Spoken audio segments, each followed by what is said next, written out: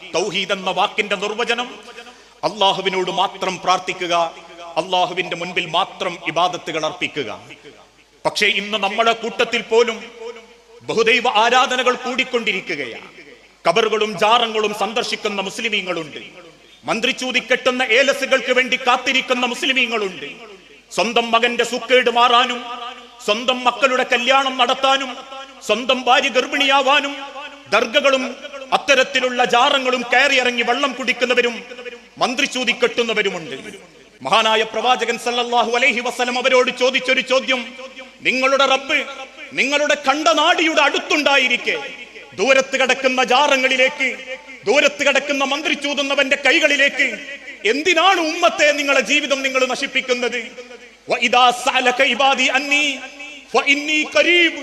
നബിയെ അവരോട് പറ, ഞാൻ അവരുടെ കണ്ടനാടിയോട് അടുത്ത് നിൽക്കുന്നുണ്ട്, ഞാൻ അവരുടെ ശ്വാസം അറിയുന്നുണ്ട്.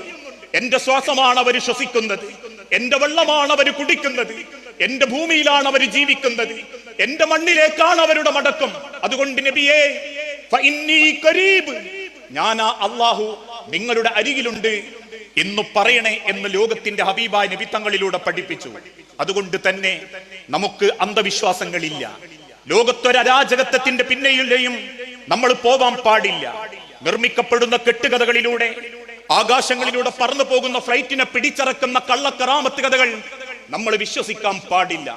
ആരെങ്കിലും മഷി നോക്കി പറഞ്ഞാൽ സത്യമാകുമെന്നും കൈനീട്ടി പ്രവചിച്ചാൽ സത്യമാകുമെന്നും ഒരു മുസൽമാൻ വിശ്വസിക്കാൻ പാടില്ല. യാത്ര പോകുമ്പം കറുത്ത പൂച്ച കുറുകെ ചാടുമ്പം യാത്ര മുടങ്ങുന്നതിനേക്കാൾ നമ്മൾ വിശ്വസിക്കേണ്ടത് എന്നേക്കാൾ തിരക്ക് പൂച്ചക്കുള്ളത് കൊണ്ടാ ആ പൂച്ചന്റെ കുറുക ഓടിയത് എന്ന് വിശ്വസിക്കുന്നവനാണ് മുസ്ലിം.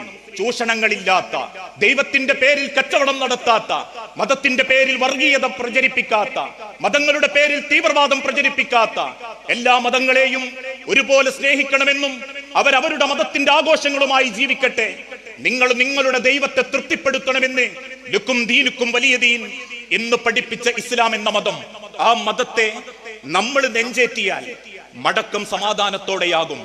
ബാക്കി എന്ത് പാപം ചെയ്താലും അള്ളാഹു നമുക്ക് പുറത്തു തരുന്ന ഫഇൻ സന, നിങ്ങൾ വ്യഭിചരിച്ചവരാണെങ്കിലും, വഇൻ ശരിബൽ ഖംറ, നിങ്ങൾ കള്ളു കുടിച്ചു പോയിട്ടുണ്ടെങ്കിലും, വഇൻ സറക, അന്യന്റേത് നിങ്ങൾ മോഷ്ടിച്ചെടുത്തിട്ടുണ്ടെങ്കിലും, ഇല്ല ശിർക്ക്, നിങ്ങൾ അള്ളാഹുവിൽ പങ്കു ചേർത്തിട്ടില്ലെങ്കിൽ, നിങ്ങളുടെ പാപങ്ങൾ കടലിലെ പതയോളം നിരയോളം ഉണ്ടെങ്കിലും അള്ളാഹു നിങ്ങൾക്കത് പുറത്തു തരും. പ്രിയപ്പെട്ട എന്റെ മഹല്ല് നിവാസികളെ, അതുകൊണ്ട് ഇനി ഒരു ജാറ വ്യവസ്ഥയിലേക്ക് നമ്മൾ പോകാൻ പാടില്ല. പലരും പലതും പറഞ്ഞ് നമ്മളെ പിഴപ്പിക്കും. ഇന്ന ജാറത്തിൽ ഈ പുണ്യം, ഇന്ന ജാറത്തിൽ ഈ ശ്രേഷ്ഠത, ഇന്ന മന്ത്രിച്ചൂതലിൽ, ഇന്ന റാത്തീബിൽ, ഇന്ന മൗലൂദിൽ ഇല്ലേ വാപ്പാന്റെ ആണ്ട് കഴിക്കുന്ന കുടുംബങ്ങളുണ്ട്. ലോകത്തിന്റെ ഹബീബായ നബി തങ്ങൾ മരിച്ചപ്പോ ഒരിക്കൽ പോലും പ്രവാചകന്റെ മക്കൾ ആണ്ട് കഴിച്ചിട്ടില്ലെങ്കിൽ എന്റെ വാപ്പാന്റെ ആണ്ട് കഴിക്കാൻ എന്റെ മതം എന്നെ പഠിപ്പിച്ചിട്ടില്ല. ലോകത്തിന്റെ റസൂലുള്ള വഫാത്തായപ്പം പ്രവാചകന്റെ പേരിൽ ഒരു മൗലൂദിന്റെ കിതാബ് പോലും പാടാത്ത സഹാബത്തുണ്ടെങ്കിൽ, സ്വന്തം കരളിന്റെ കഷണം മകള് ഫാത്തിമ പോലും പ്രവാചകന്റെ മൗലൂദിന്റെ പാരായണത്തിന് വേണ്ടി രാത്രി ആളുകളെ കൂട്ടിക്കൊണ്ടുവന്ന് രാവും പകലും വ്യത്യാസമില്ലാതെ ആഘോഷിച്ചിട്ടില്ലെങ്കിൽ മരണം അള്ളാഹുവിന്റെ അരികിലേക്കുള്ള മടക്കമാണെന്ന് വിശ്വസിച്ച് പ്രാർത്ഥിക്കുന്നവനാ വിശ്വാസി. അതിന്റെ പേരിൽ ആചാരങ്ങൾ നടത്തിക്കൂട്ടുന്നവനല്ല.